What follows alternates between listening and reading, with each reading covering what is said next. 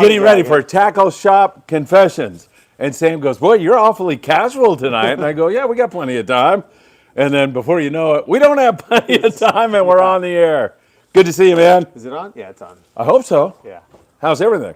It's good. Got your mic on? I think so. Is it on? Yeah, it looks like it is. It People let us know if they're hearing from us. We got a ton of comments already, which is great. Thanks for joining us, everybody, as usual. It's a real pleasure to be with you. Sam De La Torre, you were out on the, I was going to say the Matt Walsh, but you're on the Monte Carlo with Luna and Diego. Yep. We'll talk a little bit about that. We've got Dorado crawling all over U.S. waters now. That's great news here in Southern California. What else is going on? How about a 188-pound Ophah? Cool. You see that thing? Yeah, I saw the picture. That was awesome. I talked to Bill Wilkerson about it, man. He said it was a team effort. Everybody on board contributed. Monster. Yeah, I don't think I've ever seen one that big. Have you? I mean, I haven't seen a picture of one. Someone today was telling me about maybe a 200-pounder or something a couple of years ago, but they said 188. That's huge. That's a huge fish, man. No question about it. And there's still sand bass, calico bass, barracuda. I mean, white sea bass in the Channel Islands. Pinch me, I'm dreaming. This is as good as it gets. Yeah. Height of the season at the moment. Yeah, for sure. Let me read, kind of get into the groove here. I'll read a few comments. Emmanuel Navedo says, good evening, everyone. Tony says, good evening, Emmanuel. And everyone, Dwayne Williams says, good evening, everybody. 540 Slinger, that is Jeff Yeomans, saying, good evening and welcome to the Friedman Adventure family. And Isaac says, good evening, everyone. It sends a $20 bill, man. Get it started. Are we going over for chicken wings again? Maybe. Yeah. You're buying tonight, though, right? Well, $20 says you're buying. That's for my personal, whatever fund it is. I don't have time to have a fund. Feed Sam Bun. And, well, it's just great to be back again. And especially with this incredible fishing. Come on in. Oh, Moon's a celebrity. Yes, she is. Moon? What's up? What's happening? How are you? Good to see you. How are you? I'm good. Nice to see you. Most wanted man on Oh, yes. YouTube. Oh, yeah. Wanted. You wanted. Yes. They're going to put me in prison. Glad to see you. My buddy Don from Seattle. My pleasure. How you doing, man? How are you guys? Hey, you guys are on the Friedman Adventures YouTube show. Oh, whoa. Yeah. Great to see you guys. They're headed out tuna fishing. Thank you. This gentleman makes me feel like I'm actually somebody, not like you. No, you're not anybody. Very nice show. Thank you. I appreciate that so much. Thank you. So, where do you start, man? I know, huh? I don't know. I don't know either. We got to go north to south, I guess. Let's go there. Let's go up there and talk about Tucker McCombs. He had 42 white sea bass and 20-something halibut. I can't remember his exact score, but it was another good one. Yeah. All it was the weather came down, and boom, they were bid again. Yeah. Incredible stuff, man. It just does not seem to slow down. Not and here we are in August. Sea bass in August. Yeah. Full speed. Yeah.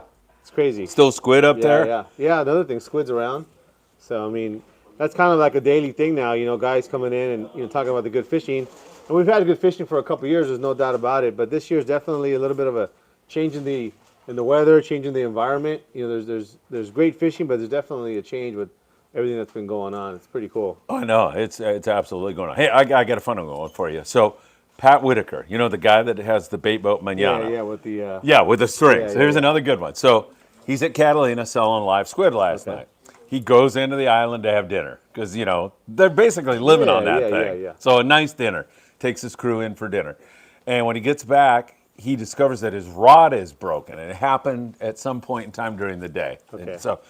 And he's really... and the squid had died. So all the squid had died. Jeez. His rod's broken, and the steering is acting up again. Night, boys. Josh, take care. And so he's so angry that he takes his rod, he throws it over with the reel, the rod, and everything. He pulls his anchor, and guess what's on the anchor? Yeah, so he still got it now. Crack me up, man. That's like funny. A boomerang, All right, hey, let's see. Oh, man, there's a whole bunch of questions here. All right, Joe says, for anyone interested, Sam is, well, no one's interested in you being a guest figure. For anyone, everyone's interested. Tomorrow night at the Turner's Rod and Reel Club, 7 p.m. tomorrow night at Matt Denny's in Arcadia. Looking forward to it, Sam. You're going all the way out there? Going all the way out there. They're really nice people. Yeah, from what I hear, it's a really good group, and I'm happy to be there and help those guys out. Yeah, you'll have a good Pretty time. cool, yeah. I think it'll be fun. What's the topic? Well, I didn't. I just told them just general, whatever they want to do, and since it's been changing so often, obviously it's going to be centered around the tuna fishing and kind of what we specialize in.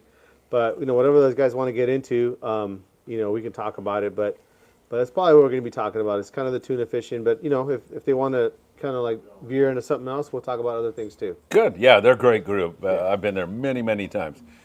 Gary Bush says hello, and Joe once again welcomes everybody to see Sam. I guess, is that open to the public? I can't remember. I think it is. Yeah, it is. It is. Yeah. From what they told me, anybody. You got to pay for your dinner or something. I don't know what it is. Yeah, no, it's a restaurant, so you pay to eat. And I assume, I didn't remember if they said it on there, but a lot of times those clubs will have like raffles and things like that. Yeah, they have great raffles. Yeah, so that might be something that might be cool too. Yeah, perfect. All right, Edwards 858. Hey guys, love the show. We love you, Edward. Quick question: do you think an Abbott JX Raptor is a good 80-pound reel? I've got an 80-pound top shot on that. Thanks, boys. So the only drawback to that reel being qualified as a good 80-pound reel is it's going to be a little bit limited in line capacity. I think it'll probably hold less than 300 yards or around 300 yards of braid on there full to the top. So you're definitely going to be limited as far as what you're going to do with it as far as this big tuna. Now, if you're using it for something else, let's say down in Baja, you're just using it for, let's say, grouper fishing or something like that where you don't need as much line, but you need a lot of drag, it may work there, okay. But on this tuna, sometimes, especially you're long soaking or let's say you're fishing a jig, you might be 150 yards out when you get started. So that's half your line before you even get bit. So depending on what you're doing with it, I would say it's definitely stretching its limits, but it has enough drag, but maybe not enough line capacity. It would be my recommendation if you were coming in here. All right, sounds good. Daniel Leano says, hey, Phil, Sam, I'm driving home from work. Takes an hour, but I'm listening to the show. Great show. Thank you so much. Thank you, Daniel. Andy, hey, Phil and Sam, do you think I will be doing any nighttime fishing on my overnight going out of 22nd Street Landing on the Pride? Thanks. Yeah, probably. Yeah, I mean, it all depends. I mean, that fish is moving around. There's definitely in the zone for overnight fishing. I mean, as far as an overnight trip, fishing that night. So I would definitely take the rig if you had it. I think I would definitely do that. I think if you're going down there, the guys down at the landing are pretty well informed as to maybe what the plans of the boat is. If they are going to do it for sure. I'm pretty sure sometimes it's kind of a game time decision. Sometimes they don't really know until they're kind of leaving the receiver. That's right. They're talking to guys that are already out there. Because if you're on an overnight trip leaving at, let's say, 9 or 10 o'clock, there might be already guys on the grounds and they're maybe giving them a good report as to what they're seeing.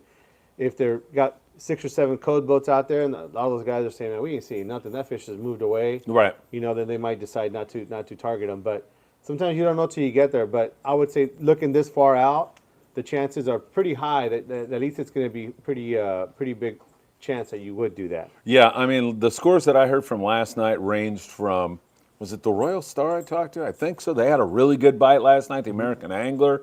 I might be getting these. I'm pretty sure I'm right. The Amigo had 4 fish in the dark.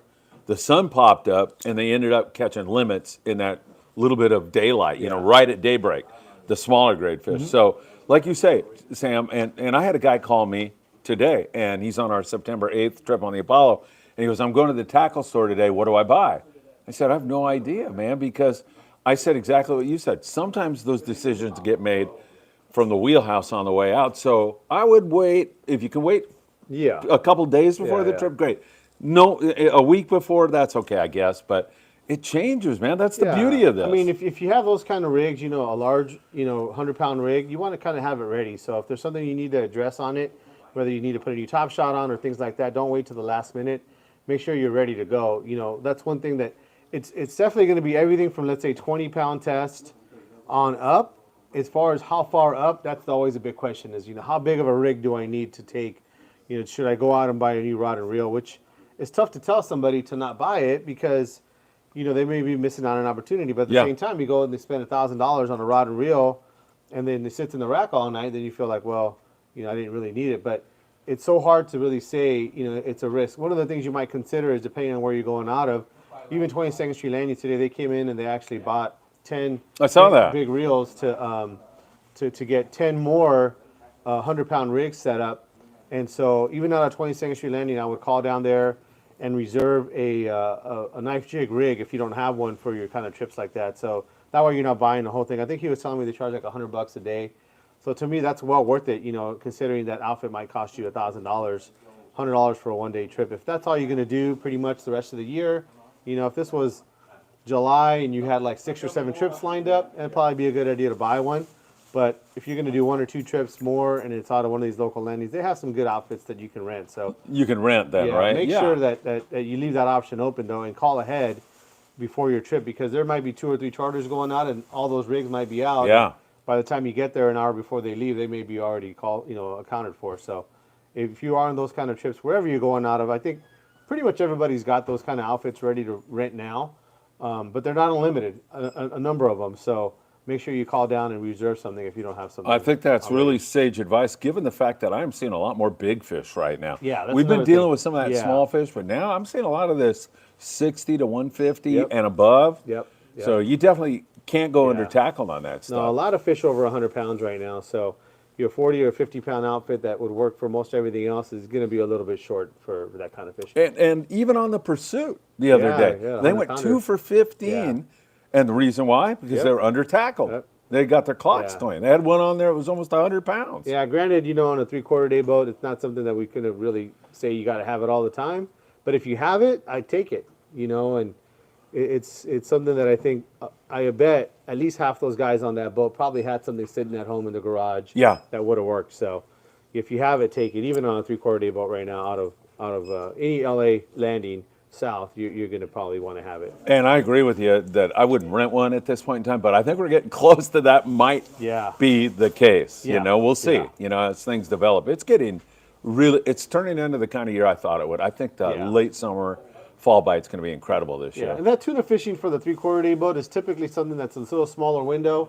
Usually Yeah. we'll get a month or so out of it, you know. So we'll have to see. I think that they just kind of hit the tip of the iceberg on this tuna fishing, and so you're probably going to see some more of that here in the coming weeks.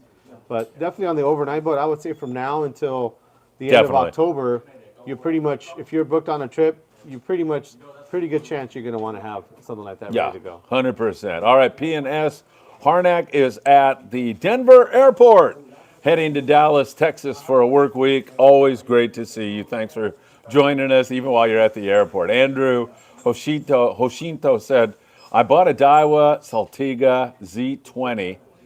What's a good rod to match with that? Also got my first bluefin on the Thunderbird. Andrew, way to go, man. I think that's awesome. So that's a smaller reel, that Daiwa. Really nice reel, small, like 20-pound reel. It's a kind of a versatile size, so it depends on what you're going to want to do with it. If you're going to fly line with it, I'd probably recommend something in 8 to 9 foot. Probably something rated in the 12 to 30 or 15 to 40, depending on what brand of rod you like. That's going to be the range, 12 to 30 or 15 to 40. And then it could even be something that you would fish for, like, local rockfish or something like that. But you might even choose something a little bit stiffer for holding up the big weight. But I'd say in the 8 to 9 foot, 12 to 30 or 15 to 40 is kind of where I'd start my search. SD Eddie's on the Pursuit tomorrow, and they've been offshore, man. That bite at Catalina has not been all that red hot, and now with the opportunities for tuna and also Dorado, Right. that's starting to play a more important role. Man, they're corroded all. I don't know if I'm not going to get Not quite into the there, sand yeah. where. Yeah. But like very close to Point Loma, Yeah. like really 10, 12, 15 miles. Man, Dan and Kim, who watch this show regularly, they went out yesterday and just throttled the Dorado, private boaters. So they're getting them. I saw the Grande had great scores. San Diego had great scores. There's yellows on the Kelps. Man, it's really turning into a fun kind of summer here. And what I like about it, Sam, is it's great to go out and catch bluefin tuna. I love the smorgasbord. I love the Yeah. variety. Yeah. And you get that in the fall. That's what we're getting right now. Everything's kind of coming up. I mean, good thing for those tuna too for the 3/4 day boat, because I know that even though the fishing's been tough at Catalina, there has been fish to catch. But man, the sea lions over there have just been tough. Like on Clemente, on yeah. the sport boats. So it's a good thing that they have another option to kind of look around. Gary Bush, what's the best left-handed reel for the bigger bluefin? You're probably going to be into, at the very least, Penn makes the Fathom in a Fathom 40 in a left-handed reel. That's going to be probably where I would start as far as something small. But Avid makes the whole lineup in left-hand, everything from their small little SX 20-pound reel all the way up to their large, 80 size reels, So if you're looking for something that's kind of ready to go in an 80 or 100-pound outfit, I probably would start with the Avid, but also Accurate does also make their reels in left hand. So if you want to go with an ATD for something like that, they make it in left hand, or their larger Valiant reels, which a lot of guys prefer because they're a little lighter. They also make those in left hand. So you got a couple options. With the pen, it kind of runs out at that 40 size, which still a lot of guys fish 60 and 80-pound tests with that reel. And then if you want to go bigger into the Avids and the Accurates, they make them into large sizes, into the Raptors, and then also the EXs, and then in the Accurates they make them into the Valiant and also the ATDs. So there is a few options there. All right, PNS Hard Jack says, anyone ever do any fishing down in Galveston, Texas? Hoping to get one day from work and get a little fishing down in the Gulf. Any suggestions? I've never fished there. Have you? I haven't. You know anything about it? They catch those red drums. Yeah, that's kind of the big deal down there. They have some really good inshore fishing. I don't really know if you're looking to go like on a charter boat or something like that. I know they have even good fishing offshore, some of those offshore oil rigs and things like that. But it's a Moon. Going fishing or what? Thank you so much. Tonight? Very nice. 2 days. Oh, okay. What boat? Pride? Hell yeah, man. Right now, Moon, tonight? take care, man. Yeah. Nice Nice. meeting you Right guys. now. Thank Nice. you. Yeah. You guys are going to get them, dude. Those guys were out there yesterday, Yeah. the day before. There's big fish on the Kite, man. Hey, So, on the say boat, something. too. Yeah. We're gonna fly lines of flyers. Can you That's say that you saw those guys Yeah. doing that, right? Yeah. Can you say something about Moon to everybody? Who So is for the this guys man? that don't know, I'm sure everybody knows Moon, but he's going out on the Pride, and this is probably the premier rod wrapper, all Southern California, probably all on the West Coast. Moon! I'm sure. Thank you. He's a good buddy, and everybody wishes this guy good luck, man. Good luck, you guys. Thank you. Yeah, yeah. All Good right. luck, man. See you, everybody. Thank you. Thank All you. Thanks, bye. Thank you so fun, man. much. All right, that's awesome. Yeah. Back to Galveston, Texas. Yeah. So, you might want to look up some stuff like that as far as that charter stuff. I mean, I'm not sure how much time you have either. I know some of that stuff is way offshore. Yeah, right. But I do have some customers that do that red drum stuff, on the shore. But I think it's kind of like an involved process. They use these big baits, and they got to get them way offshore. But they get them, they're huge. They're like 40, 50 pounds, those things. They're like gigantic sea bass. So we're going to be relying on you to give us Yeah, a give us a Galveston report and help us figure it out. There's Dan Smith saying hello, Phil and Sam, and all the fine fishing folks watching. Dan, I just mentioned you and Kim and the great day you had yesterday. That is really good. David Hollingshead, I'm coming in from Fort Wayne, Indiana for a 3-day trip on the Vagabond August 24th. Question about jackpots. How much can a deckhand help someone before it disqualifies him from winning the money? So a lot of those San Diego boats don't even do jackpots anymore because of this kind of, like, oh, I mean, that guy, I think the minute they take the rod and pull on if they take it and hand it, but if they take it and start pulling on the fish. There's no federal rules on it. Yeah. And every boat has a right to make up their own rules. But generally, from what I've seen, is that if the deckhand is coming in to help them around the anchor line or something like that, obviously they want to catch the fish. That's the number one thing. That won't disqualify you. But if the angler taps out and he says, man, I just can't do this anymore, bring this fish in, that usually or wants a break. Even if he wants a break. Yeah, even then, I would say a lot of times they kind of let that go, depending on, I mean, there's definitely going to be a blurry line there as to how long. Yeah, if a deckhand's pulling on the fish. They're not going to have a stopwatch there saying, oh, you got 5 minutes, come on back. There's nothing like that. Every boat makes their own. And from what I've seen, the long-range boats are a little bit more lax on that, because typically their passengers are a little bit more lax. You're not going to have somebody come in here and throwing in a red card over it, But I would say you're pretty good if you think you need the help. But definitely if you think you're not going to be able to land it at all without his help, I would say no. I've even seen where even a handed-off fish is still counted as in the jackpot in some of these boats. So, I don't know. So the answer is, David, we don't know. Ask the boat when you get there. Yeah, I would, definitely. Yeah, every boat's got a different rule. Yeah, and a lot of guys, like I said, don't even do it anymore down there. Yeah, a lot of boats don't even do it anymore. All right, Joe says, you're not obligated to buy dinner, but try and buy a drink or dessert. And yes, there are always great raffles. Oh, that's your thing. Yeah. Yeah, okay. I was wondering where the hell. Who can tell me when to buy dinner? I'll buy it whenever I want. What the hell is this guy talking about? All right, now we know. That's the Turner's Rod and Gun, Rod and whatever it is. Turner's Rod, Rod and Reel. Jaime Fernandez Jr. Hello, gentlemen. Boy, he screwed that up. Gentlemen, he calls us, right? Are you leaving? I'm out of here. Steve, wave goodbye to everybody at least. There he is. As a note, Steve has an announcement. We do have one spot left on our Cedros trip, I think still. It leaves September 5th, the day after, the day after Thanksgiving. Labor Day, Oh. the day after Labor Day. And it comes back, basically leaves on Tuesday, comes back on that Sunday. Monday? Sunday, yeah. So if anybody wants to go fishing with us, Island Fishing Tackle Crew, go to Cedros. There's one spot came up available. Steve walks into the picture, and we surge to 100 viewers. Don't move. Stay right there. Where's it at now? Oh, it just dropped down to 26. Yeah, you can leave. All right. Anyway, back to Jaime Fernandez Jr. Yeah, we so rudely interrupt him. He says, hello, gentlemen. Pen Fathom for fly lining, do you recommend a 40 NLD 2-speed. NLD 2-speed, 65-pound braid and top shot of 50, 40, 30 floral combinations? Yeah, that's pretty good. I mean, honestly, on mine, I fill it with 80-pound, my 40 narrow, and I fish 60 and 50 on it. That's like more like my 60-pound rig. Yeah. But I'll fish 50 on it as well.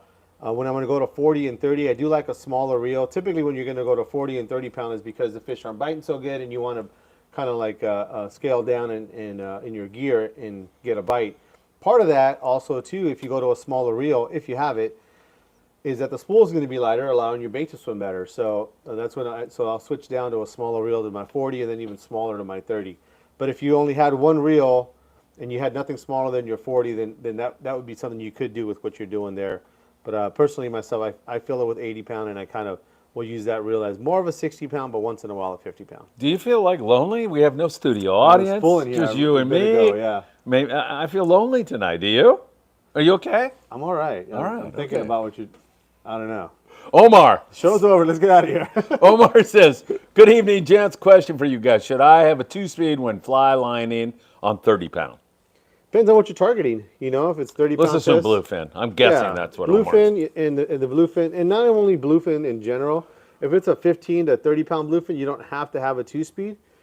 But nowadays, like you said, on the Pursuit, those guys, that was a single speed reel. I think they were on that fish for a couple hours. They were. So, anything could have happened. So it isn't that you can or can't do it. It's what's going to work best. Well, also, too, you're exposing yourself. The longer you're on the fish, the more can go wrong. Something that can go wrong and lose that fish.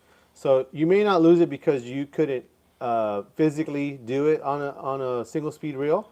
But since you're on it longer, something can happen and you lose that fish. So, yeah, I would say right now, if you're fishing in an area where there's tuna around and the potential for a 50-pound plus tuna is around, I would say, yeah, I would have a 2-speed for sure, just because you never know when that 50-pounder could be a 100-pounder. Yeah, absolutely. Emmanuel Navedo says, I'm going on the Legend in November. Are those big tuna still around that time of year? Damn right there, especially in an El Nino year. You never know, but you never know. I'm guessing, Yeah. yes. Yeah, they have been. My guess is that you definitely have a chance.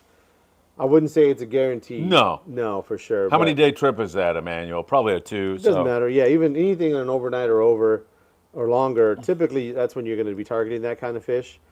But it's hard for us to say that far out, especially, I would say personally myself, October, mid-October, is when you start to think, okay, well, we're going to be looking at this day-to-day, looking at the weather systems that are starting to come down.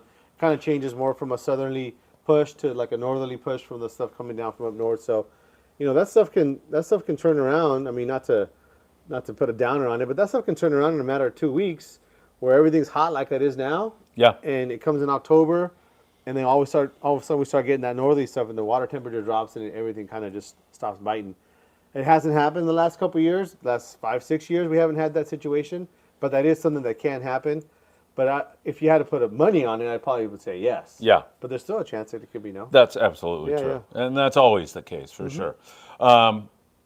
Isaac says, Phil, are you getting any sleep? Not too much lately. 4 to 6 hours, Yeah. Like that. Working the fair. One more week of the fair, and then I'm done with that. So it's been fun. It's been really great. And Right before the show, you fell asleep. yes.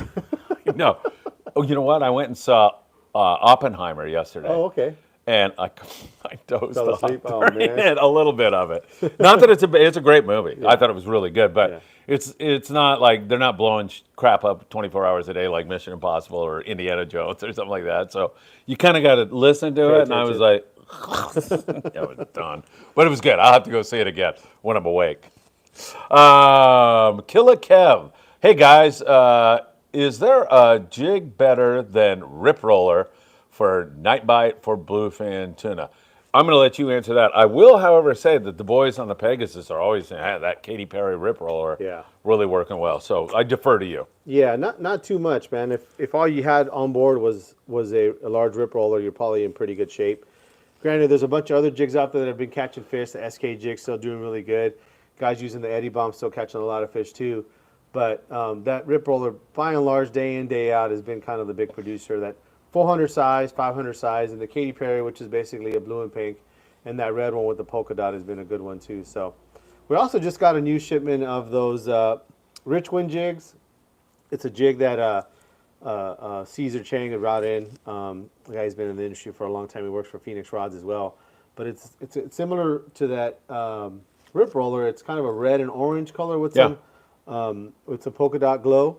That's been a hot jig as well. 300 and 350, I think, has been the hot sizes on those. But granted, yeah, the bigger the jig, the better. Seems like in 300 gram or bigger.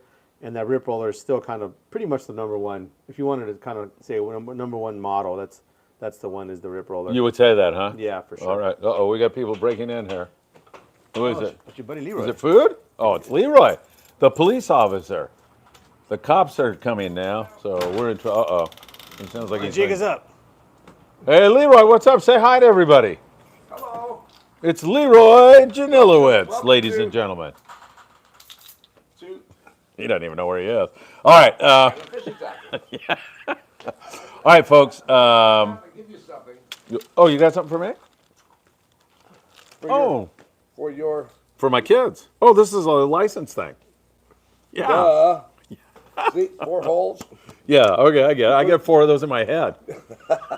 You put in your license plate, and How do you think? Oh, that's a great gift, isn't Oh, it? yeah, that's The about, front about light- Where'd as you many pick that holes- up? At a garage sale? It's about as many holes as he has hanging in the around story. for 4 years. I can't Been hanging around. I can't Nobody sell threw it out. I can't sell it, so I'm going to give it away.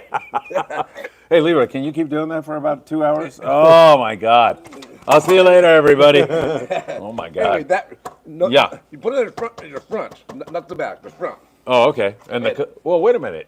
Don't you have to have your license plate in the front, too? You're a cop. Yeah, You ought you're to going to know. get a ticket. Well, I'll tell you what. It's a setup. It's a setup. No one is. What do you do? Scribble your license number over the bass? No one at Carson. No one's giving tickets out anyway, so don't worry about Oh, it. they stopped doing Let's that? stop doing that.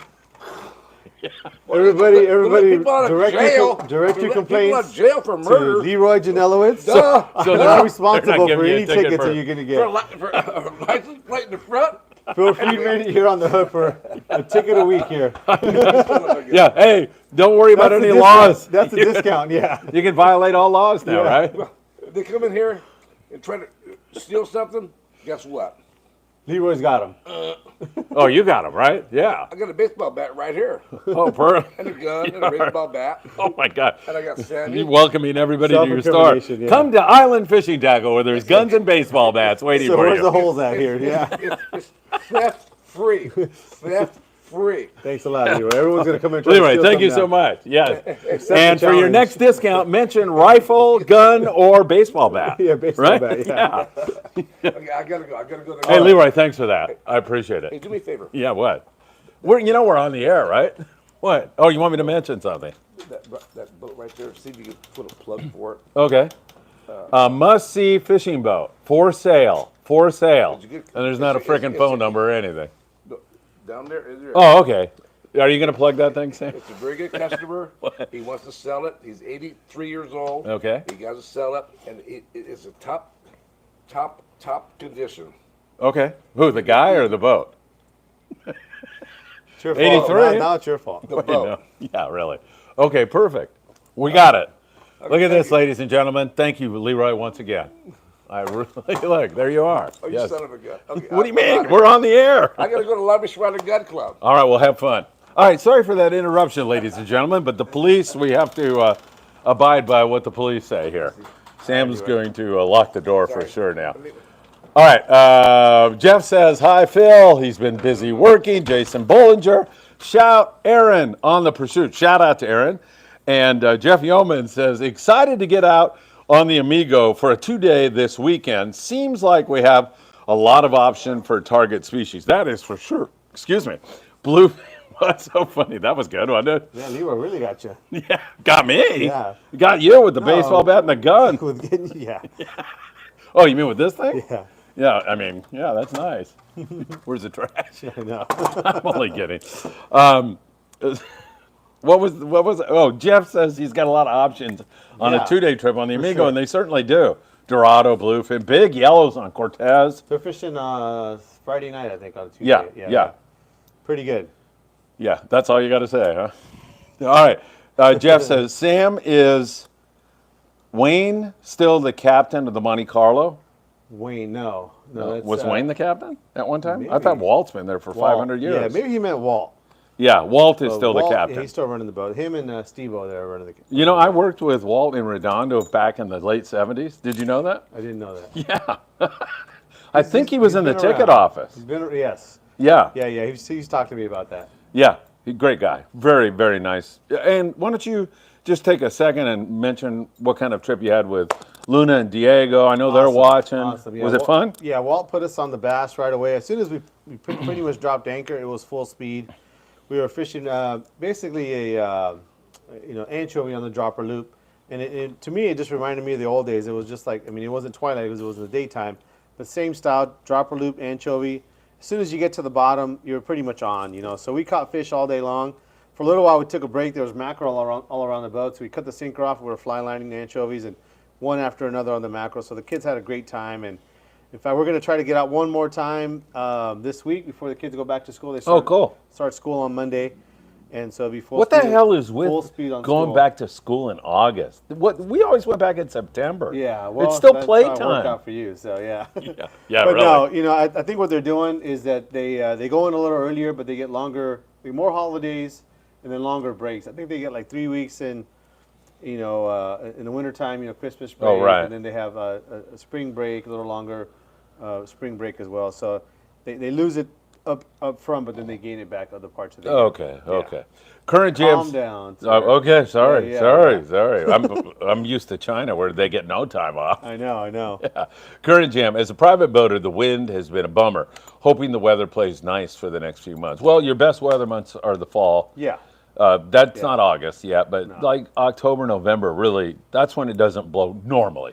That's what Matt was talking about. He went fishing. They went tuna fishing yesterday. They got a nice one, 100-pounder, and he said that was a bummer too. On the other end of it, they're trying to fly the Kite, and they said around 2 o'clock or 3 o'clock, when it's typically your prime time, for that tuna in the afternoon. They said the wind just died. They said it was a lake.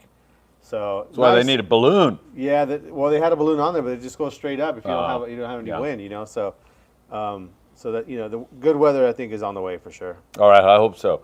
Isaac says, if I'm fishing a full spool of braid, what would you recommend? How much? How low would you go with fluorocarbon? Say I have 50-pound braid. How low would you go on the fluorocarbon? So as far as the I'm size, a little giddy tonight. If you haven't noticed. As far as the length, I'd probably go with maybe just an arm's length. That's normally what I use. As far as the poundage, with the 50-pound braid, as small as 15, I think. You probably go down to a quarter of the size. So if it was 40 pound, you probably go down to 10 pound as far as how small you can go. But you can go pretty small because the braid is basically a quarter of the size of your mono. So if you have 40-pound test braid, it should be like 10-pound mono. 50-pound, I think, is like 12-pound mono. So, when you go that small, it connects just fine. All right. Jeff says he loves the new shirt that I'm donning tonight. Yeah, that's from Noah, good. a friend of mine. He came to 22nd Street Landing with a couple of these, one for my wife. So it was great. Yeah, it makes my baby blue eyes just. It does. Yeah. Oh, wow. Calm down, Sam. Jeez. Christopher Navarro. Hey, Phil and Sam. Sam, what's your thoughts on the Therese rail rods? Are they better than Graphtec or Phoenix? It's a different kind of rod, Chris. That rod there is it's kind of in line with their other style of rods. They're a little thinner wall, they're a little lighter weight, and so that's the first thing you're going to notice is that it's lightweight. It's a decent action. They're kind of parabolic, but maybe more similar to like the PCH rods from Okuma.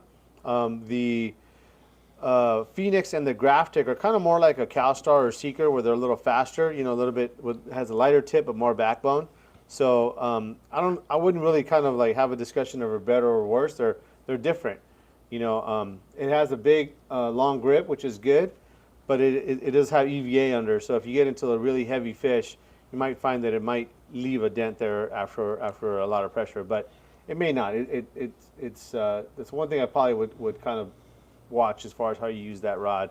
But other than that, I mean, it would definitely work, you know. And I think it's about the same price, about $400. I'm looking at about $400 for that Shimano rod. I think the Phoenix rods are going to come in right around $350 to $400. And that Graphic, that's the one thing about the Graphic, is that the price between, call it $240 to $300, depending on how heavy a rod you get. For a rail rod, it's just the best bargain out there. All right, Gary Bush says thank you. Zachary Chen. Zachary, welcome to the show. For the heavier Abbott setups for knife jigging, do you lean towards the HXW Raptor or the X line? The EX line, yeah. EX so line. Those EX lines are line of reels is their larger size. The smallest one, which is the 30, is kind of where it overlaps with the HX. The HX wide, I think, actually holds a little more line than the EX. It's kind of almost more like a EX wide 30. But that's after that, you know, that HX kind of ends and the EX line begins. So as far as between your HX and your EX, I probably would go with the HX only because it's a little bit lighter. But the EX is a good reel too. And once you go bigger than that into the 50s, well, they don't make an HX or the smaller bait size reels in that size. So you have that overlap there between the 30 and the HX. But I think most guys are fishing that HX just because it's lighter and has a nice big handle. But the EX has that big handle too, and it's going to be a little bit heavier as well. So you know, you're kind of like either or on those two. But once you have it in your hand, most guys are going to choose the HX every day because it's a lot lighter. But it has enough drag. I mean, if you're looking to buy a reel, I think if you have one next to each other, that's the way you would go. Alpha 12. Pretty cool. All love, dudes. Thanks, Sam, for having them gulp jerk shads. It's cheating. Yeah, What are they fishing those for? Yeah, in the bay or what? Well, there's different applications, but they're fishing them in the bay, Yeah. in the kelp lines, rock fishing. You know, that gulp jerk shad, I mean, when it first came out, it's probably been around 15 years now that Berkeley had that gulp formula for their plastics. You know, I don't know if you've ever used them before. Yeah. But those things, I've used them in the surf. Yeah, exactly. When they first came out, I mean, it was crazy how effective they were compared to everything else, you know. And I used to always say, oh, this guy's got to deal with the devil or something. They got a lure that just outfishes everything like by a lot, and it was that scent, you know. And they made them in all these different kinds. And well, guys caught on with those, fishing the wall and fishing other places for bass. And for a long while, that was the #1 bait. The only thing you had to contend with is that they're a little stinky because of the oil. Yeah. But they work real good. And they're still performing well, right? Yeah, they still. I mean, that camo sandworm from them is still probably the #1 surf fishing bait out there, you know. What I like about them, besides they get bit, is that you don't have to, I mean, they stay on the hook for a while. Stay on the hook pretty good, Yeah. Yeah, I mean, with the rock fishing, it kind of became a thing where, especially if you're fishing up at the Channel Islands or anywhere, really, is that you didn't have to go back and reload your bait. So you could have a little bag of those things up in the bow, catch a whole limit of rock cod, put them, you know, bring your sack up there or whatever, or maybe you have a, you know, if you know the guy's real good, you might have a milk crate or something like that. You fill that milk crate up, you never have to come back to the back of the boat, and that's just how good they worked, you know. Yeah. So it worked really good. All right, Pescando es vida. Fishing is life. Quick question. I do have a 25N Fathom. Can I use it to fly line for tuna, and what pound test should I use? Thank you. Well, question back to you is going to be whether it's a single speed or a 2-speed. Being a single speed, yeah, definitely be good for fly lining for tuna. You know, anywhere from 10 to, let's say, 30 pounds, 40 pounds, you're probably still going to be okay. Once you start getting past 50 pounds, you know, a 2-speed is really going to be something that's going to be a lot better. But not that the reel won't handle it. Like I was mentioning before, the reel will handle a 100-pound tuna, but it is going to take a while to bring it in. So once you start getting into a situation where those fish start getting past 40 pounds, you get into the 50-pound plus, that single speed reel is definitely going to start showing itself a little bit. So kind of depends on what you're using it for, but damn good fly line reel. Yeah. Aaron Hernandez. Aaron, thanks for joining us, and a real success story here. He caught his first 3 bluefin tuna Nice. on the Penn Fathom 40 in Okuma, PCH, last Friday on the Thunderbird, overnight trip. Fabulous, man. you Good go. job, Aaron. That's awesome, There you right? go, overnight trip right there for tuna. Yeah, So, exactly. I had the question earlier about that. Exactly. 100% you're going to target tuna, I think, right now. And plus, he's never caught a bluefin before, awesome. and then to catch three. That's Yeah, awesome. That's pretty cool. Fantastic. James Moser, good evening, gentlemen. Sorry for not being there in the peanut gallery tonight. Yes, we definitely miss you. Emmanuel Navedo says he's going to be on a 3-day trip in November, I believe. So, yeah, I'm saying yes. Yeah. But like you say, Yeah. things change. You never Yeah. know. But I mean, before you went to China, if you were on a 3-day in November out of San Diego, what would you be doing? Calling it. yeah, right. You know? Yeah, exactly. Yellowtail and the rockfish. So that's Yeah. definitely not off the table either.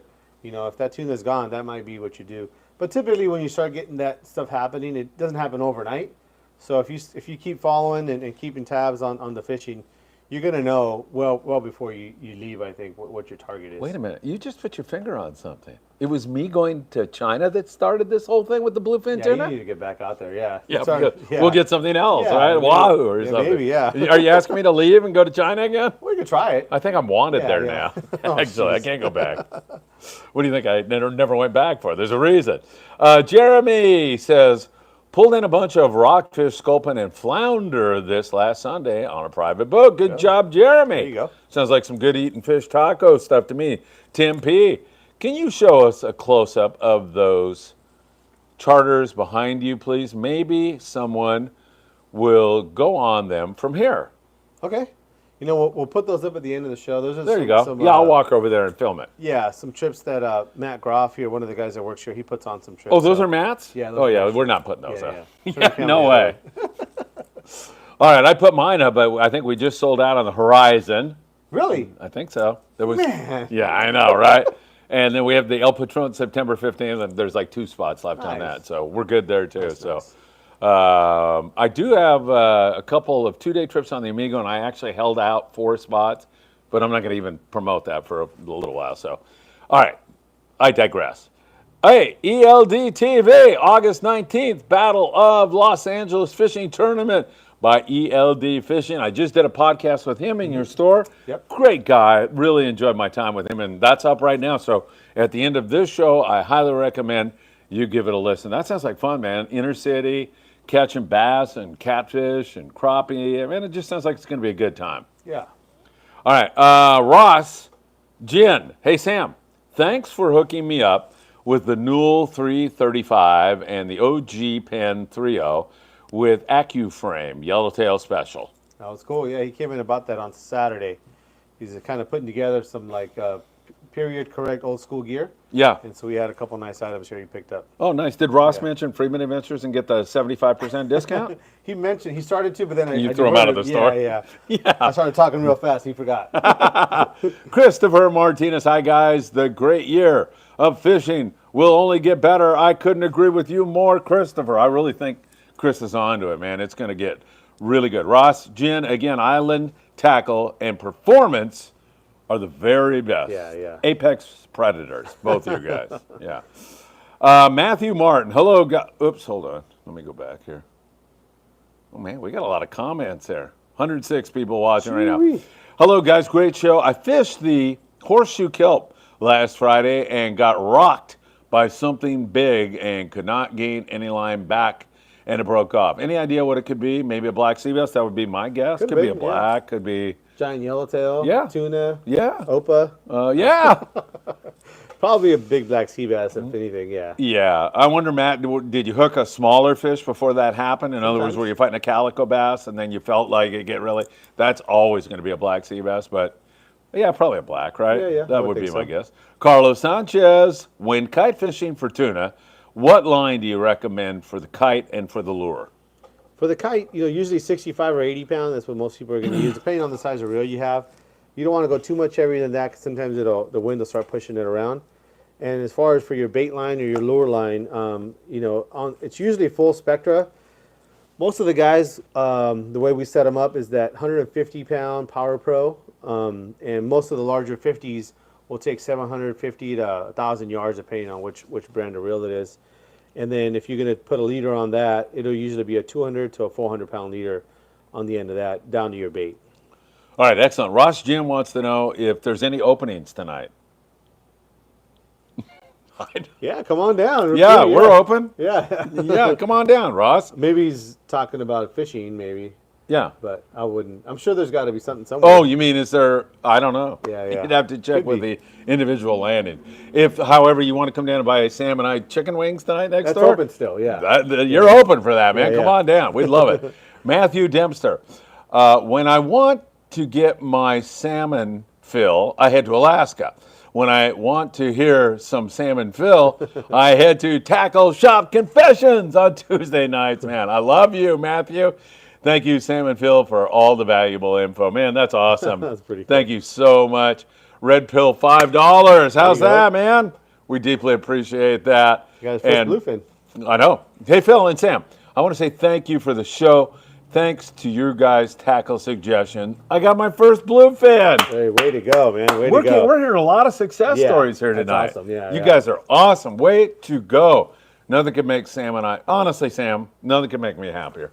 New Yeah. people coming in, Yeah. being successful, then they're hooked. You know, Yeah. they're into it. And there's nothing That's better. kind of my whole approach. You know, sometimes people ask me is, man, I don't really look at all this stuff, as far as, how busy we are, all this stuff. I mean, to me, this guy comes in and he wants help catching fish. If I'm successful doing that, that's Yeah. how I measure my success. And so, when you guys come back and tell me about a fish you caught, it's music to my ears, man. I love it. Yeah, because a couple of guys like you and me, we've had so many adventures and had so much fun in this business, in this, whatever you call it, Yeah, yeah. avocation, and it's provided a lifetime of entertainment. Oh, yeah. And now you with Diego and Luna, me Yep. with Philip and Patrick, it's such a great Yeah, sport, such isn't a it? great sport. Yeah, it's awesome. I mean, it's way better, in my opinion, than like a spectator. I love going to a football game or something, but this is way better. It's hands-on. Yeah. You're trying to figure it out. I mean, it's different. There's different aspects Yeah. to anything, but definitely it's something that's caught me. And I know it's not for everybody, but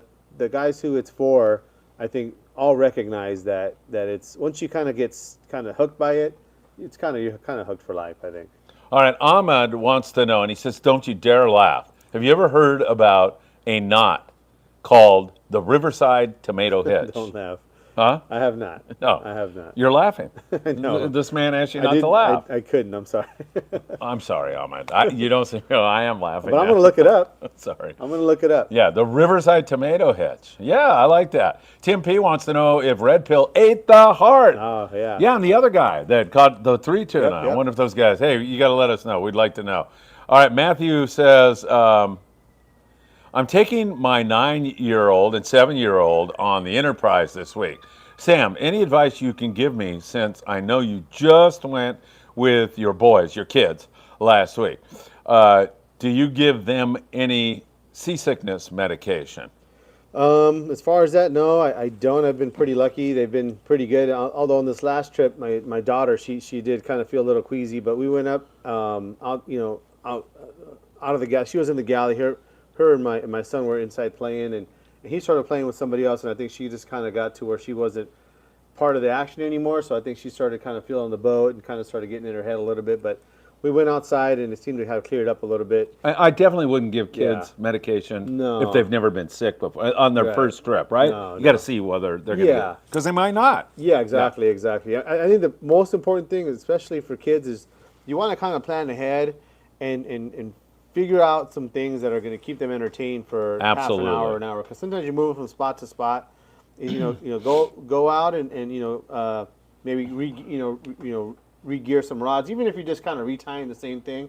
Have them help you do that, and just kind of keep their minds kind of away from the boat moving and all that stuff as best you can.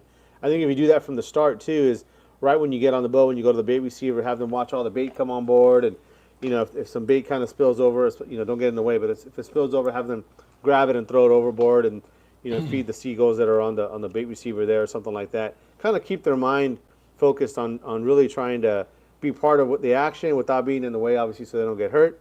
But I would say is that's probably your number one thing is trying to keep them somewhat entertained throughout the day. That's the key to Yeah. kids in general, because otherwise I can tell you from tough. personal experience with 50 Chinese kids staring at you, Man, if you're not keeping them entertained, Yeah. all hell's gonna break loose. And plan your fishing around there. You're just gonna be fishing for them, So what I was doing, you take 2 rods, one for each of them.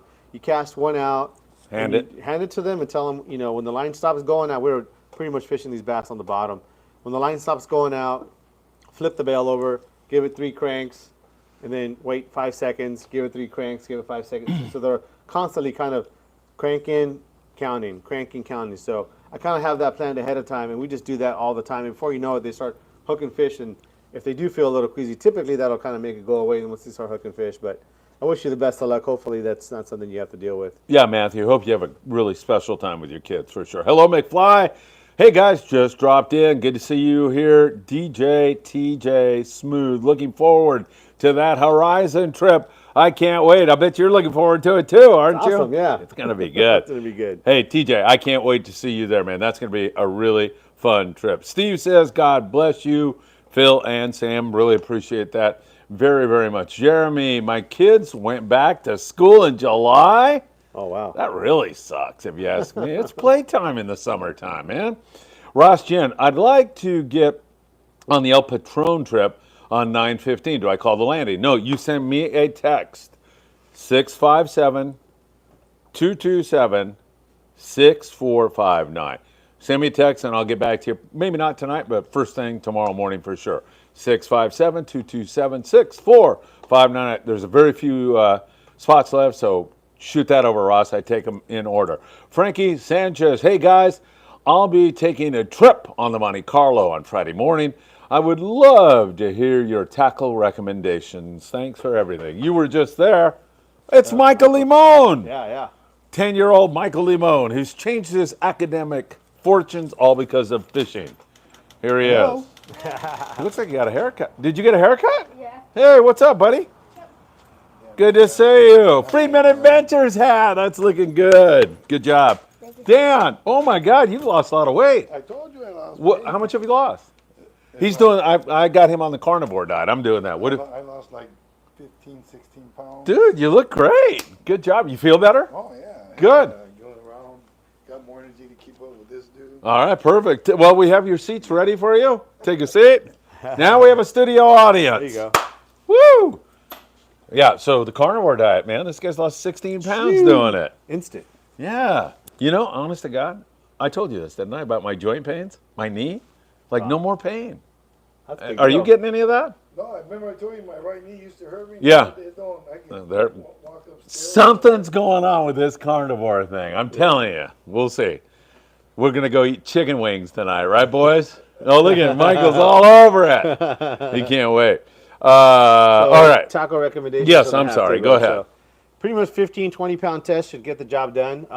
If you want to take a jig stick for yourself, maybe 30-pound rod, something like that, if there's any barracuda around. But most of it's going to be 15, 20-pound tests. I'd take probably some 4-ounce and maybe some 6-ounce torpedo weights, size 2 hook, something like that. Should be good. But take 2 and 2.0, depending if they get sardines and anchovies. The anchovies are going to be the smaller hook. And mostly going to be bottom fishing, like with a dropper loop, single hook. And that was kind of what was getting them last week, and I'm pretty sure they're still kind of eating the same thing. Yeah. I know the next day they were catching some fish on plastics and some suspended bass, calico bass. So you might even take some X sinkers, maybe a 1/4 ounce to a 1/2 ounce X sinker, and then maybe some plastics too. Anything from like a 1/2 ounce head to a 3/4 ounce head, and maybe a 5-inch plastic, 4 to 5 inch, plastic. I don't think any specific color, anything green or blue probably would work just fine. You know, I'm so glad that Michael showed up tonight because you know very well how much I love him and how I would do anything for him. And I went out and I bought him a very special gift that I want to. Finally, Yes, you've been talking about how you yes, wanted him to and have that. Michael, I want you to have this thing. I went out. I spent quite a bit of money on that, so I want you to understand that. Take care of it. And yeah, Put it on his car. isn't that lovely? Yeah, on Grandpa's car. There was a cop here who said you won't get a ticket. Yeah. So if you get a ticket, just tell him Leroy Janellowood said no ticket. So there you go. Right? set, yeah. What a nice guy. Yeah, huh? So thoughtful. Got rid of that thing. Thank God. I saw that, man. Yeah. All right. Let's see. Naughty Boy 78. Hi, everybody. Have you guys seen Battlefish on Netflix? Apparently, the Albies have been vacationing in Oregon. I've seen a little bit of I've it. seen a little bit too. Yeah. I walked in and somebody was watching. And I Yeah. watched a Pretty little cool. bit of it. It's Yeah, kind of like that seemed wicked pretty tuna, cool. but for albacore. Yeah, red pill. I caught both my tuna on board the Thunderbird, and yeah, I tried the heart. you Tried go. the heart or ate the heart? Well, that's great. Steve Bermudez. This will be corny, whatever it is. I haven't even looked at it yet, and I know it's going to be insane. What do you think of the fin or 725 offshore spinning reel? That's a normal question. It Yeah. surprises me. I'm not really, I'm not really sure on that brand and model. I know Finor makes some nice spinning reels or nice gear in general, so I think you'd be okay. But unfortunately, I just don't have any experience with that specific brand or model. So sorry, Steve, but I'll look into it. If you want to maybe hit me up later on, I'll look into it and kind of check it out a little bit more. Steve finally comes up with a legit question. You know, yeah. Yeah, He's really. been waiting to stump me this whole time. He's like, I got him now. Michael Tran. Hi, I have it. SX 2-speed. Yeah. I haven't. What's the ideal line pound test for the reel? So you're probably going to be loading that up with 50-pound braid and fishing anywhere from 20 to 30-pound top shot on that. I can't believe how good Dan looks. It's looking good, huh?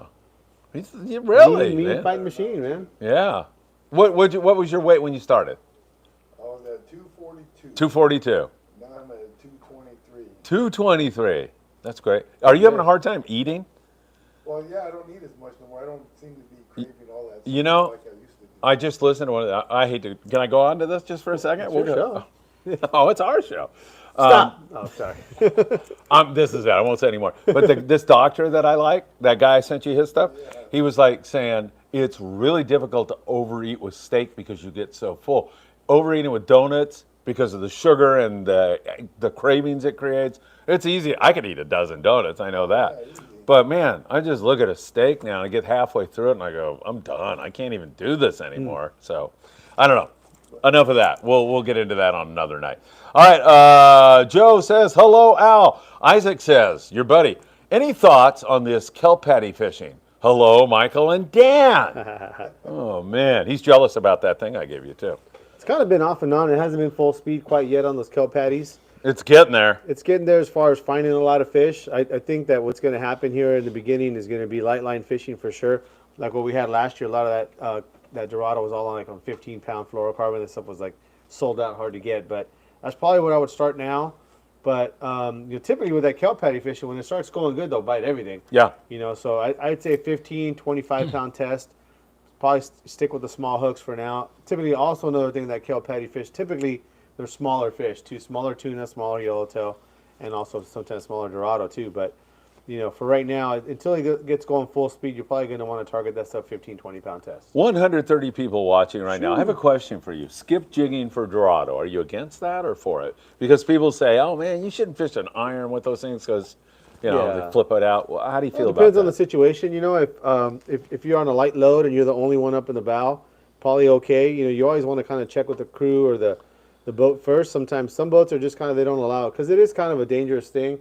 It's real common that, especially when the fish gets close to the boat, if it jumps, shakes its head, that jig comes loose and you have all the tension because you're pulling on the fish, and that jig can come shooting back. So it can be dangerous. It's something you have to kind of be careful.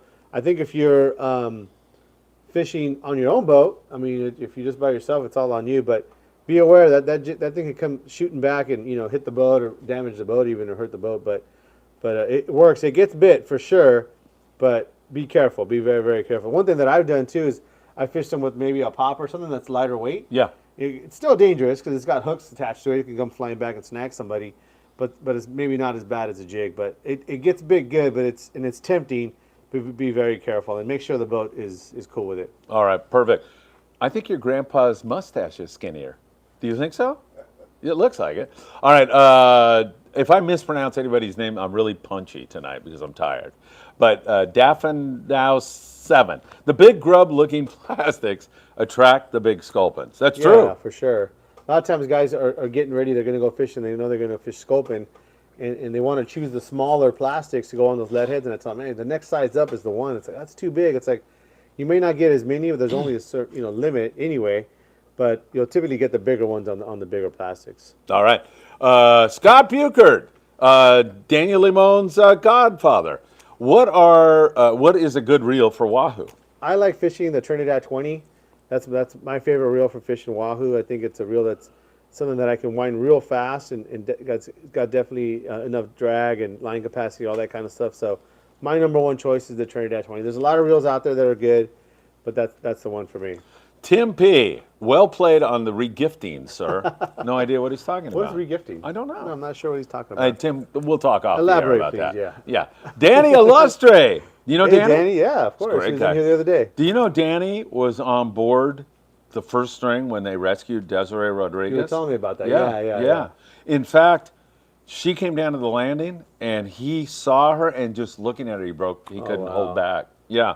Danny, good to see you, my friend. Hello, Sam and Phil. Good show. For your information, love Gulp's Jerk Shad. Have trip Sunday to Clemente. Hopefully we get yellowtail and calico bass. Hope Danny has a great trip because man. super good guy. Emilio Escobar. Hey, what's up? Let's go catch some black sea bass in San Quintin. You can keep them down there. Yeah, they get them down there. Yeah. Have you ever caught one down there? Not in San Quintin, but I have caught black sea bass different places. Yeah. Have you eaten black sea bass? I have. It's good, right? Yeah, really good. Yeah. Yeah. And I've been on a trip where we kept one and cut it up. It wouldn't go back down, so we went ahead and kept it so that wouldn't get wasted. But man, that was really good. Do you know how to say black sea bass in Spanish, like in a fish market? They I call do. it metal? Yeah, Yeah, exactly. metal. Yeah. But I didn't know that. I was in a TJ fish market, and I go, kiss metal. And then the guy showed me like a photo, and I go, oh, it's black sea bass. yeah. Oh, okay. So, yeah, all right. Yeah, your Spanish is 100 times better than the gringo here. I tried. I tried. Steve Bermudez. I tried, man. Scott Bukert, Daniel Limone's Godfather's back. Is it better to use a wire pre-made rig Wahoo bomb or a self-tie Wahoo bomb JRI. JRI? Both are good. I fish those wired bombs all the time and have really good luck with it. That JRI, what that one does is it allows you to fish a heavy floral leader, which also gets bit very good.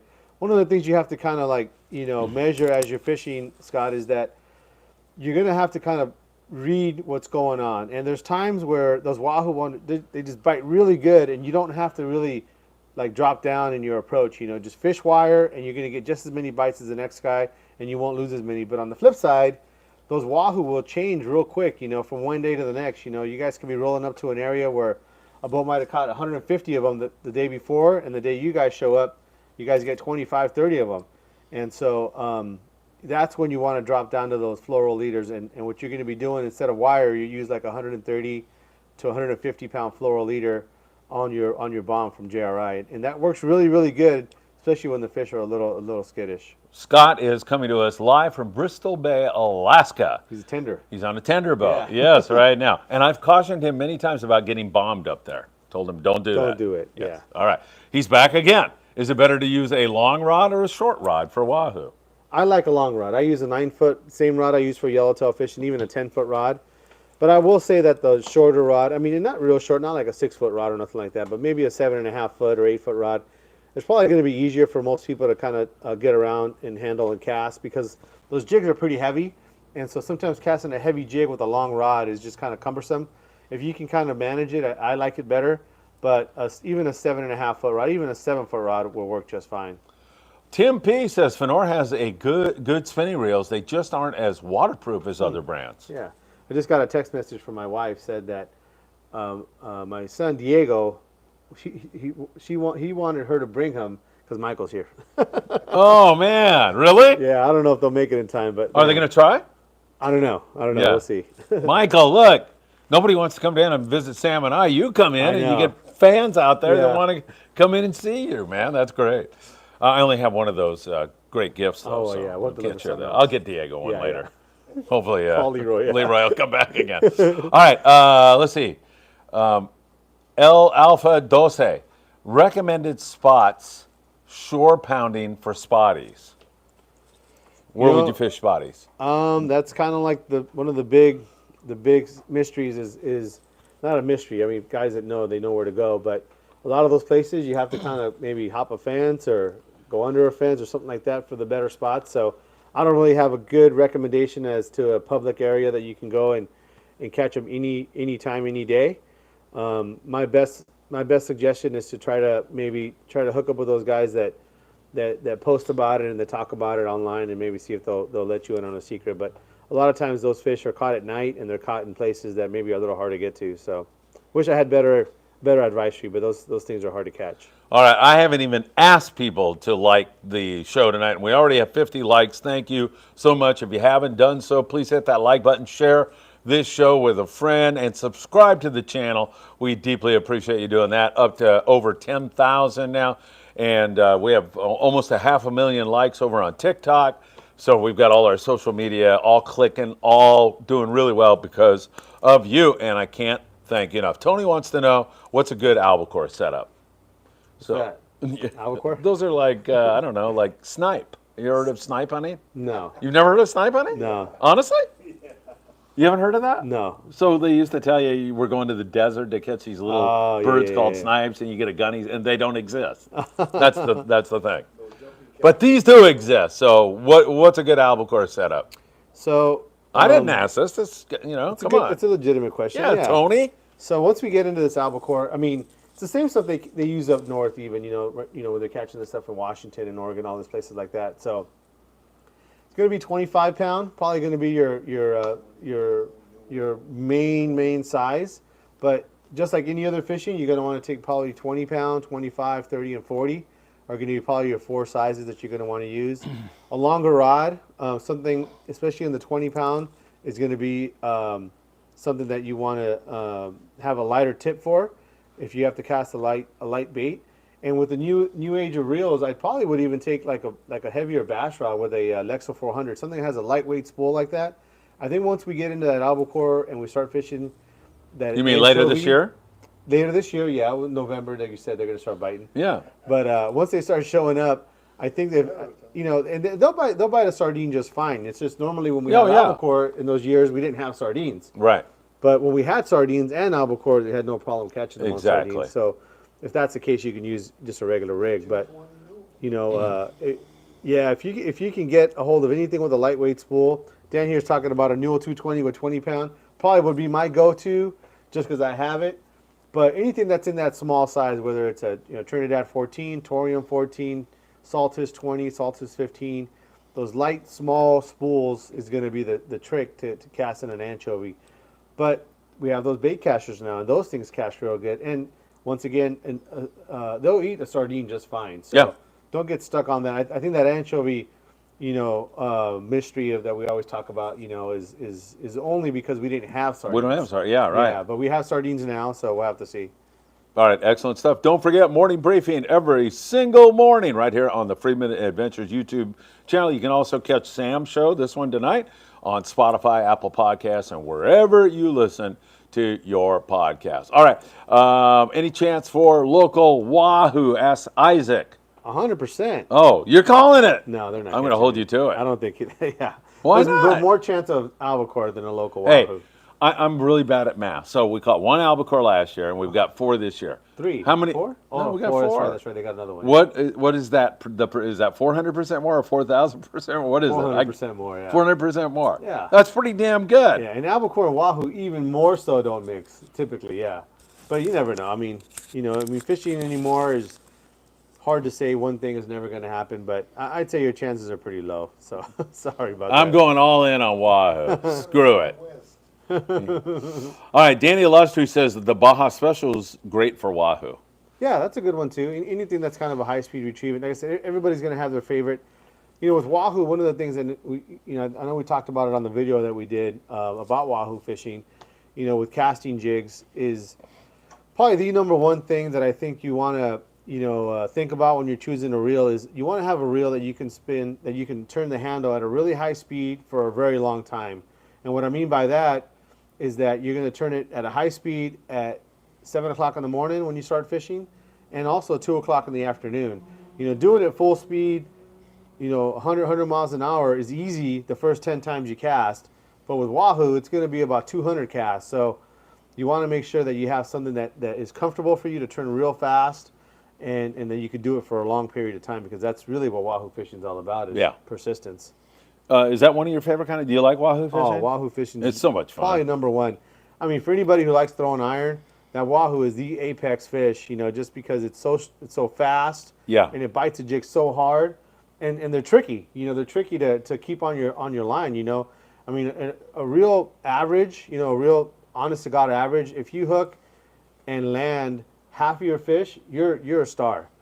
Pretty regular that you'll hook 20 fish and land 3 or 4, and that's usually what it takes to land a good amount of them. And so that's the other part about wahoo fishing that's just so gratifying is when you do start landing them, is you knew it took a lot of work. So and one of the things when we're wahoo fishing, especially that reel too, and why you want it to kind of be able to turn easily when you get bit, like we were talking in the video, is you want to be able to wind through the bite, and that's how you're going to set the hook. We always talk about that with yellowtail and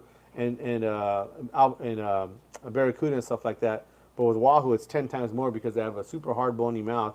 And You got to drive that hook in You there. got to drive the hook, and even when you do that, they shake it right next to the boat so many times. So, it's just one of those fish that's just tricky to keep on the line. What's amazing about those things is you hook them in the stern, and like in Oh. 1 second they're up in the Yeah. bow, and it's like, Yeah. wait, is that my fish? Yeah, when we talk about chasing a fish, like following your line, you hook a fish, and they always say stay in front of your fish, right? So you're following the fish down towards the stern or the bow or whatever, and typically you're kind of like crab stepping sideways, getting over somebody or under somebody. With that wahoo, you're literally running as fast as you Got can. your track shoes on. Yeah, you're running as fast as you can, and literally you can't. There's no way you keep it up. But this thing swims like 70 miles an hour or something like that. So that's another part of that wahoo fishing that's a lot of fun. It's just real exciting. Think about with 25 pounds off, how fast you can run now, Dan. Wahoo fishing master there. I raced my wife the other night. I was like a dumb kid. I go, you want to race to the car? It was like 50 feet. I beat her ass. She's like friggin' 110 pounds. I beat her. You felt so good. Stomped her. She let you win, huh? Nah. I'm sure she did. Yeah. Gabriel de la Trinidad. Hey, guys. We're gonna race after here. No. Yeah, you guys will film it? Yeah. All right, throw the film away when I lose, okay? Oh, my God. No, you'll kill me. I can beat, I shouldn't say that, right? Is that not appropriate to say I can beat a girl nowadays? But I don't know about that's not, you can't Not say many that. girls, yeah. That's Just the true. ones that let you win. That's true. Yeah. She could care less about Yeah, winning. So. Gabriel de la Trinidad. Hey, guys, question. When fishing and got some barracuda, I was using braid and like 25, 30 yards mono leader and got all twisted.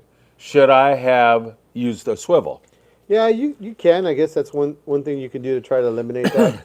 What I would do is to eliminate the knots, I guess, is just after a couple fish, to just change your top shot if you have it handy. If you know you're not going to have it handy, maybe that might be something that you can do is put it on there beforehand. But I would just carry a little bit of extra top shot and then just change it out as you go.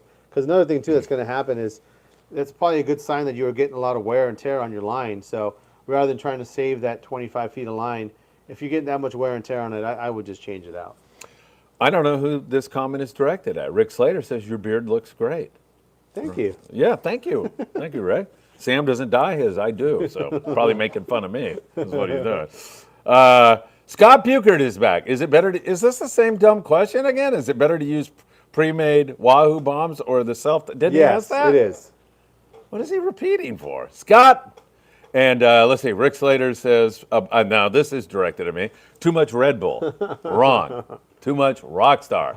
And Dan, for you, I want everybody to know, my last energy drink will be Right August now. 15th. Oh, okay. After this dumb fair ends. I'm over. I should stop right now.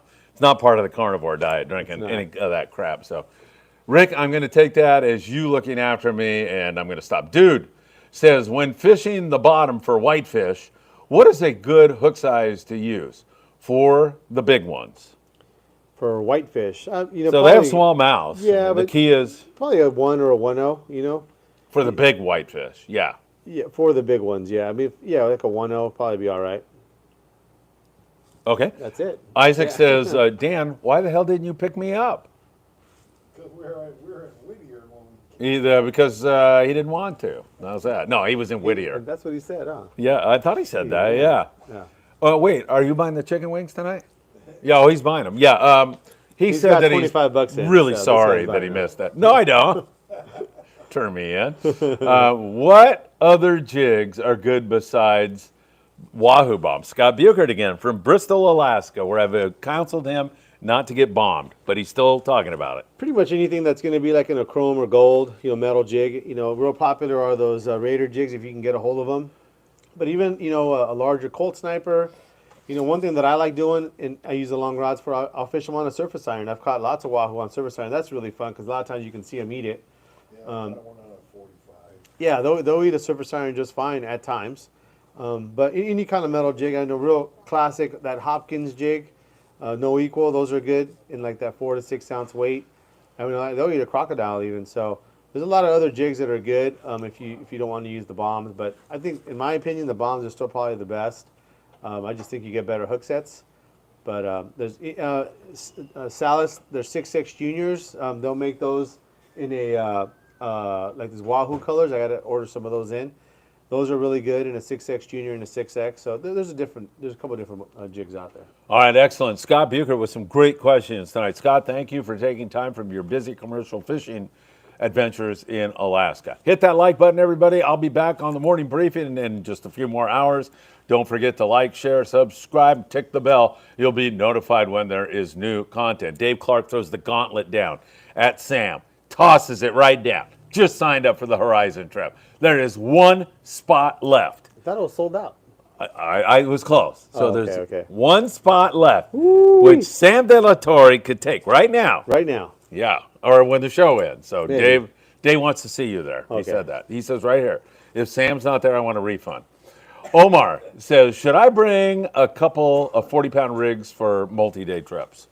Yeah, I mean, if you got them, I'd take 240s and 250s, so that way you could have a bait rig and a jig rig, tied up at the same time. So I would say yes, 100%. Red Pill, hey Sam, for a slow pitch reel for local waters, what would you recommend? A Torque or Fathom 15 or 15XN?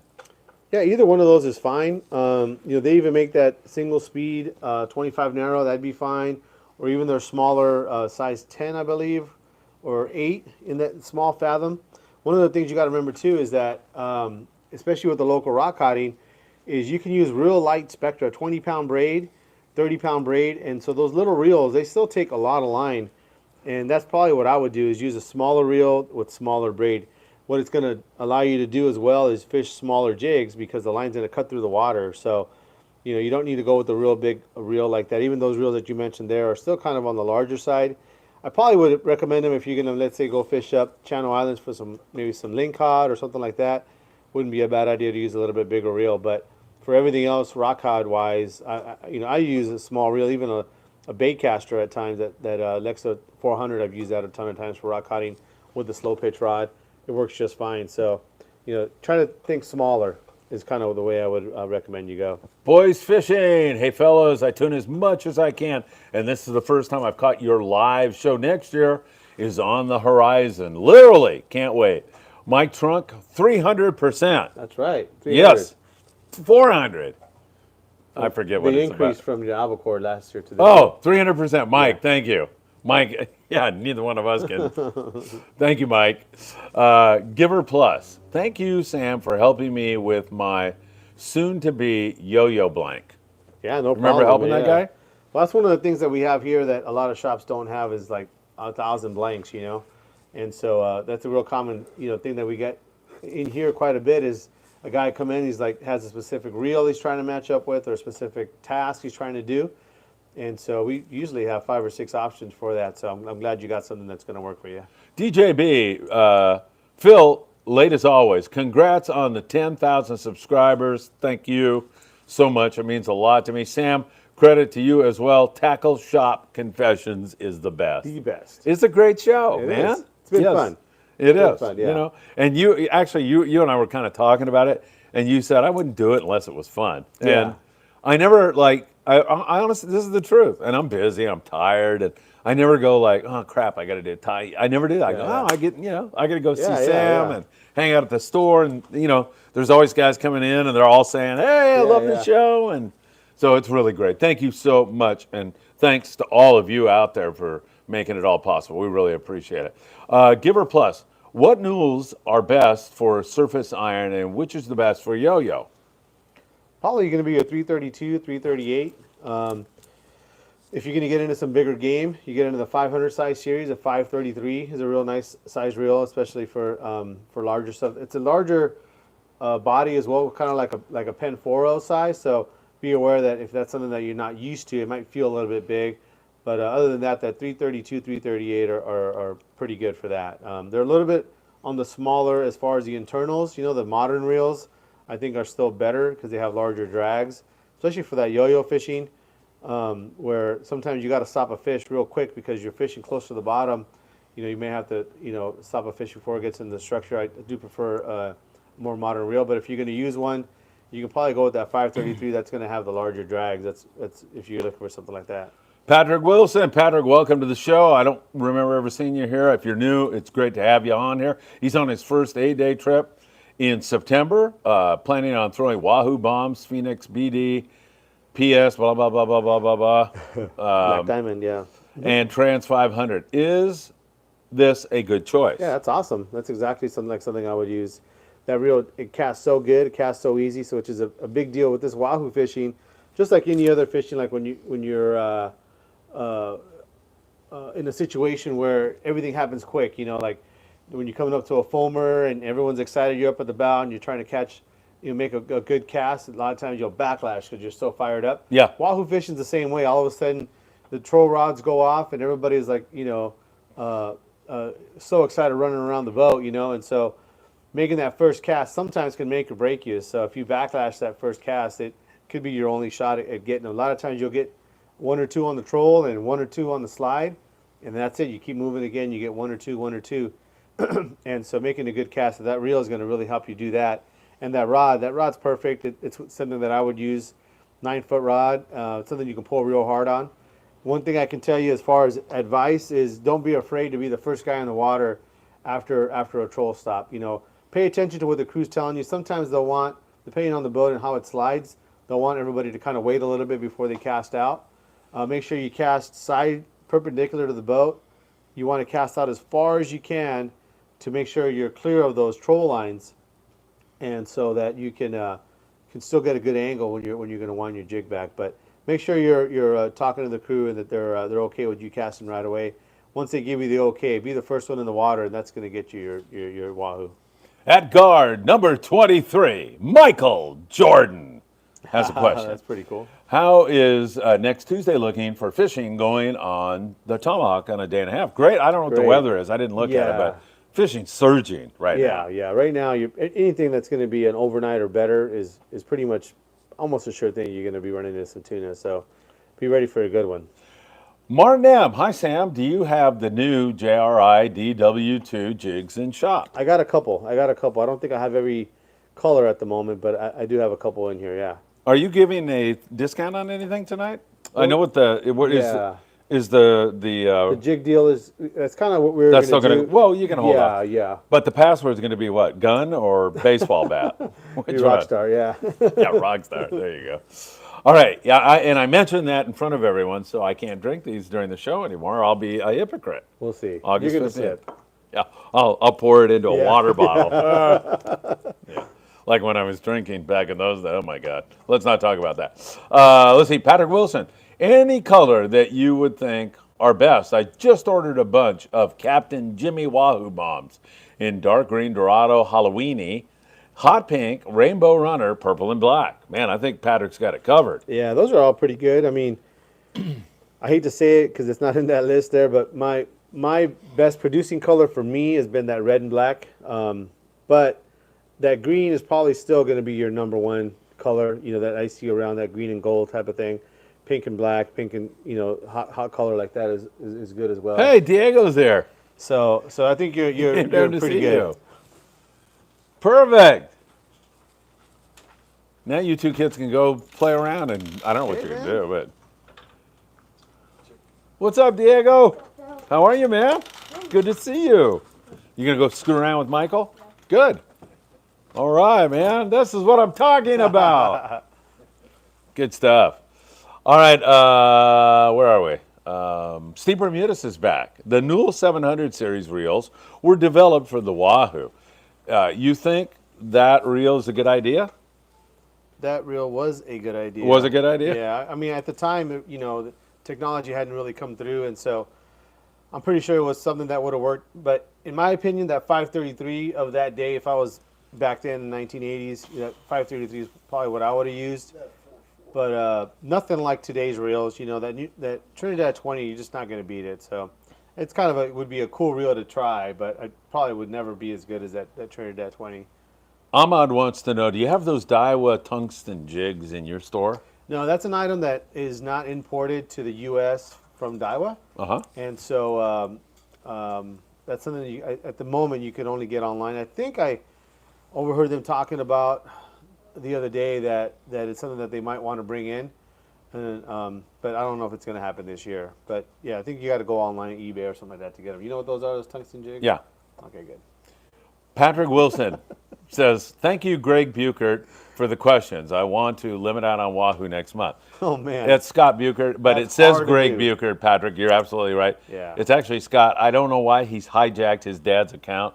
Probably something to do with he's got his dad's credit card now and he can run it through the roof. That's how we get our dinner half the time. Oh, yeah. Oh, let's. Yeah, what are you talking about? Yeah, it is Greg Buchert. Yeah. Yeah, A that's limit of Wahoo is tough. It's possible. What is a but limit of Wahoo, by the way? 15. It is? 15, yeah. In a day? No, 15 for an 8-day trip. Okay, 5 per day, 3 3 days. Yeah. But if you get 3 or 4, it'd be a good trip. I think, in my opinion, 15 would be outstanding. And a lot of it too is just luck being on the right trip.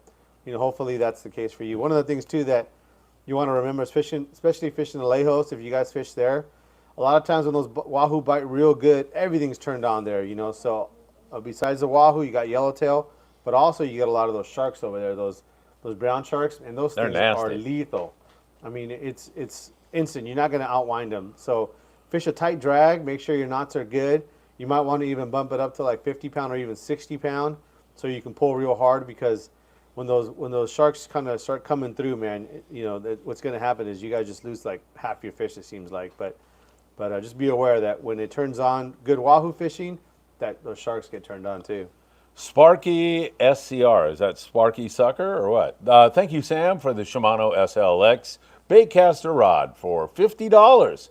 Couldn't be any better for inshore bass. $50? Yeah, so I think I got a couple left here. It was some rods that we had from last year. It's a SLX rod. It's a bass rod from Shimano, super lightweight. And basically I was selling them for a really cheap price. Regular, I think they're like $120. We're selling $50. I think I got like 3 or 4 left. So if any of you guys out there are looking for something for you or your kid that you don't burn a bunch of money on, $50 for that Shimano rod. Rick Slater says, love your heart. Get some sleep. Thanks, Rick. Hey, honestly, that means a lot to me. Appreciate it, my friend. Patrick Wilson, it's the Shogun. I will ask the crew about when I can get in the water on the troll. Yeah, I think those guys are pretty good about letting you come in right away. And one of the other things too is that when you are trolling, is really easy to kind of like fall asleep. You go in the galley, not fall asleep, but just kind of like mentally not pay attention. You go in the galley, you start kind of just wandering off or watching TV or whatever. At the very best chance that you can, do all the effort to try to just stay out there and be basically right next to the troll rods, with rod in hand, jig in hand, ready to cast, because getting in the water right away is going to be the key, especially if you're trying to get a limit.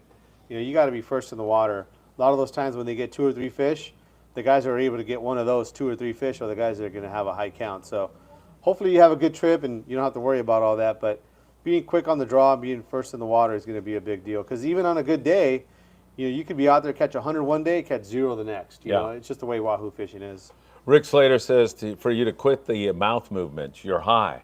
I don't know how you quit talk the mouth with them. movements. You can't move your mouth when you Yeah, talk. Stop that. You are high.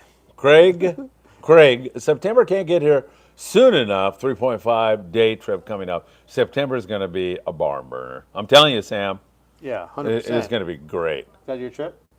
I got some trips in September. Yeah, I love the fall. I love it because of the weather, and I love it because of the smorgasbord. The variety is up here. And this year with an El Nino, it's going to be even more crazy. So Patrick Wilson wants to know, do you carry the red and black?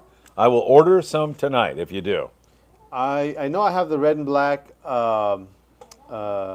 catchy tackle bombs, which is the ones that I use.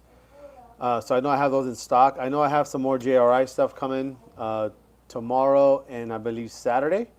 And so if you want to get some GRI red and black, that'll be coming later. But I know I have the Catchy Taco ones in stock already.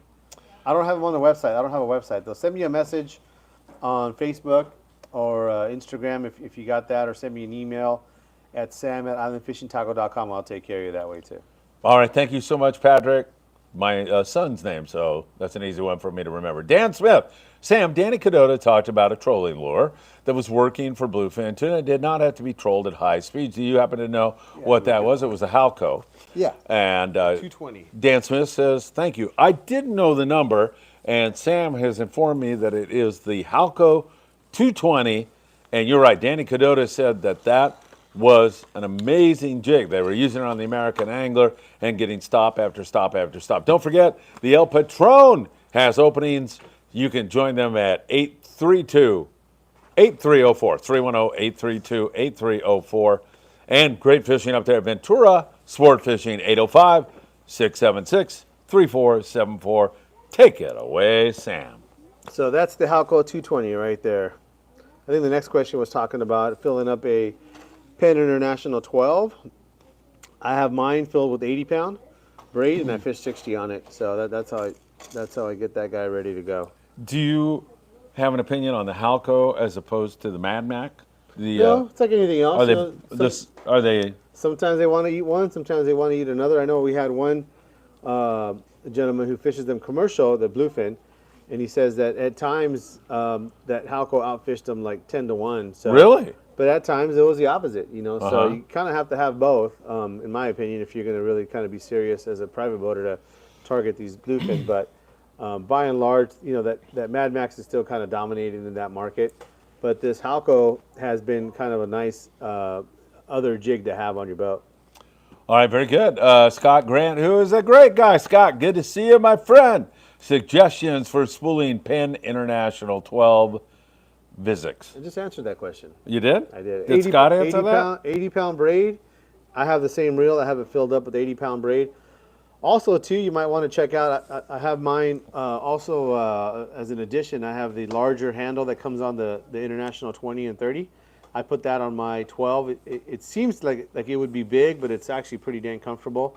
But I have mine filled with 80-pound. I fish mostly 60 on it. Boys fishing, any gear advice for a 3-day trip September 4th? We got one more question after this. The question will be, do we end the show? I know. Woo! Time for wings. I know. So, yeah, I mean, as far as your gear, 3-day trip, you're going to be fishing everything from, let's say, 25-pound up to 100-pound. So, I mean, it's kind of almost, you got to bring everything, and so I wouldn't think that you're going to be fishing anything else other than maybe some yellowtail and tuna.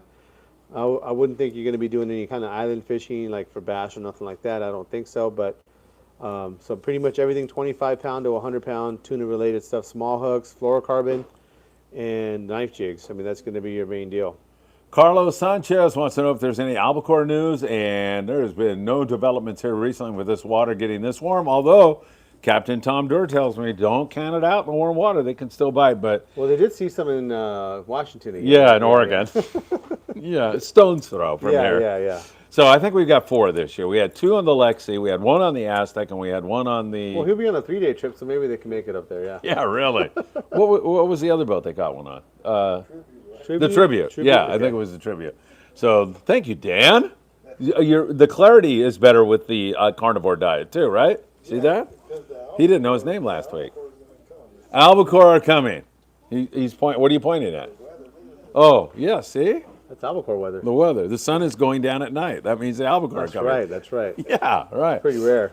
Tim Kipple says, I remember those brown sharks at Alejos being huge and eating numerous 100-pound tuna. Can't seem to find the name of that species of shark.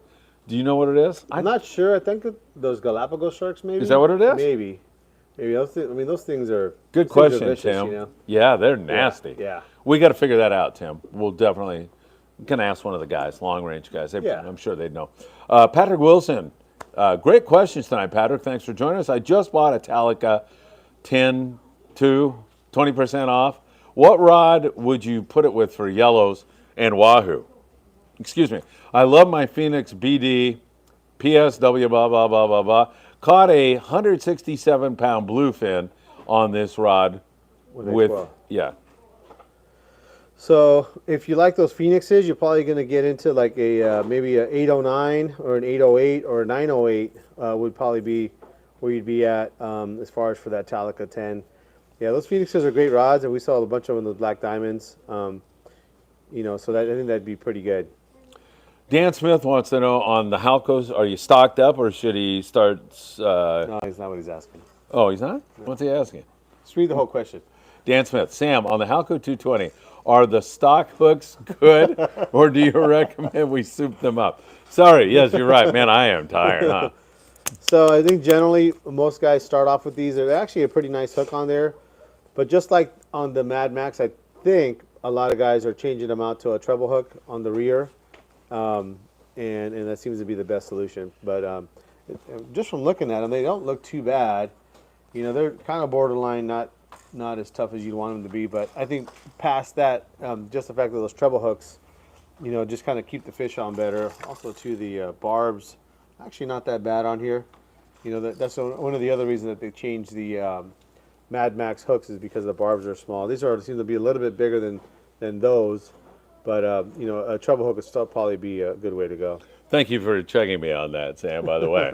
Man, that wasn't even close to his question. Yeah. All right, JC, Sam, Saltiga 55, 80-pound braid to 80-pound for Megalodon 609. Yeah. Thanks. That's pretty standard, although I know a lot of those guys use even a heavier leader. They use a 100-pound. It seems to be pretty common, 100-pound mono. And so I'd probably consider even using that 100-pound because that's a pretty heavy rod. You can pull pretty dang hard. And something with that 100-pound mono, I think that they feel like it's got a good amount of stretch, and they can I guess work the jig better with it. So, but I think the 80-pound would be okay. I personally would go with 100-pound. Getting near 130 viewers and almost 100 likes now. So hit that like button, please. We appreciate it. Sir Hookup Daily says he thinks those sharks at Alejos are bronze back sharks, if he remembers correctly. Yeah, maybe. We gotta look into that, but thank you. You're probably right. How many long-range charter trips do you plan for 2024? All of them? No. Oh. So we have long range. I mean, I would consider a 4-day or longer. I think we have one on the Shogun, 4-day. We have a 10-day on the Shogun, and then we have an 11-day on the Royal Star. Although we do have 2 3-day trips on the Royal Star as well. One in July, one in August. So I mean, altogether, it looks like we have 5. Do you go on all those trips? No, I try to, but it's kind of hard with the scheduling here. But I know on the Royal Star, I do one of the 3-day trips and then that 11-day trip. It's kind of what I like to do. All right, Christopher Navarro says, Sam, does Taddy make Taddy 77s anymore? I was throwing those to yellowfin tuna back in our early Royal Star trips. Haven't seen them in a long time. No, they don't make them anymore. So do you have any? No, I don't. In your tackle, personal tackle? No, it's kind of a bigger jig, and it's kind of. I kind of remember those. Yeah, it's something you can kind of use as a skip jig. It's feels like it's twice as big as a 45. Yeah. But definitely, I know some guys do use them as skip jigs. But it's a big jig, and it does work good. But no, they don't make them anymore. Patrick Wilson wants to do a 15 or 16-day trip. He wants to know your favorite boat. I think it's the Royal Star, isn't it? Yeah, my favorite boat's the Royal Star. But all those boats that do those long trips, whether it's the XL, the Red Rooster, Royal Polaris, you're definitely, any of those trips are definitely going to be more of your seasoned guy. And one of the things that's nice about those long trips is that you're going to be going fishing with guys who've been typically doing it for a long time, and so you're going to learn a lot. So I think any of those big boats, you're going to be in good shape.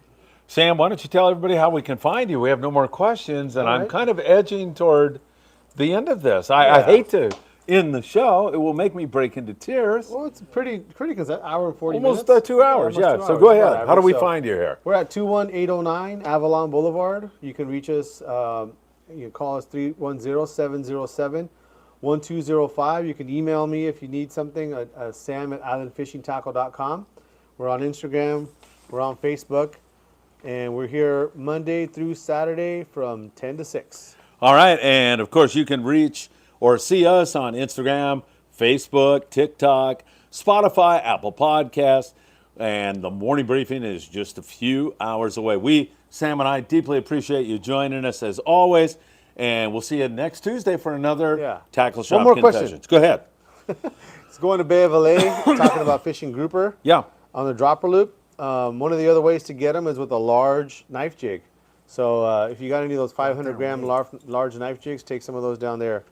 Okay, well, what size split? It says William Padilla wants to know what size split rings do you recommend for the Colt Sniper? They're not going to let us get out of here, are they? Size 7 split ring is the one we use. That's it. I think that's it there, Phil. All right. Thank you so much, everybody. Diego, Thanks for Michael. joining us. It's time to have fun with the kids and go play. Take care, everybody. We'll see you next week for another edition of Tackle Shop Confessions. I'll see you for the morning briefing tomorrow morning.